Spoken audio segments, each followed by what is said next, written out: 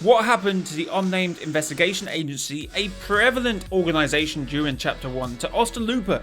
They were in control of the island. When anything went down, they would be the ones there. The Visitor, the Divot, helicopters, dig sites, the Vault, pressure plant, Singularity and the mech. But did things start to go downhill for the agency when the Devourer tried to break into the Vault? When Singularity inside the mech, or somewhat controlling it, which was built by the Unnamed Investigation Agency, definitely with their help, as this loading screen proves. It then harnessed the power of the 0 point to defeat the monster, which was actually released by the prisoner as a retaliation against the Ice King keeping him prisoner. Now a suspected member of the Seven, which does throw the question, did the prisoner mean to hit that peak knowing the Devourer was near? And of course we know how the event played out. The Devourer went almost immediately to the 0 point and tried to smash into the Vault because maybe it could feel the power of the 0 point, but then the mech came in, tried to defeat the Devourer, couldn't, so as a last resort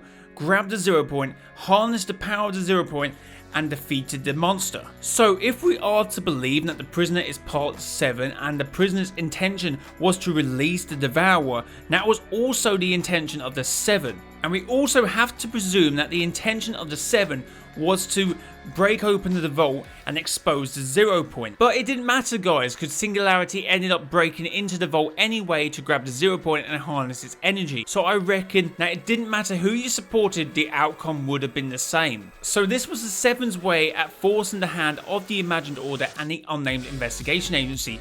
Now, if you did listen to the Imposters trailer, Dr. Slone does say the Imagined Order has run things for thousands of years. So even if the Unnamed Investigation Agency and the Imagined Order are not the same sort of agency or organisation, if IO has been around that long, they should have their fingers in many pies. And basically what I'm saying is the Unnamed Investigation is at least a smokescreen to IO's operations on the island in Chapter 1 because they wasn't around. So as I said previously in a video, anything that happened on the Fortnite map in Chapter 1, the Unnamed Investigation Agency would be there. Now, since Chapter 2 Season 5, the IO has been there. So in Chapter 1 we had the Unnamed Investigation Agency, and then in Chapter 2 we had Ghost, Shadow, Alter and Ego, and then since Chapter 5 we've had the Imagined Order. As we know from the Visitors tapes, they are always watching. They are the Imagined Order.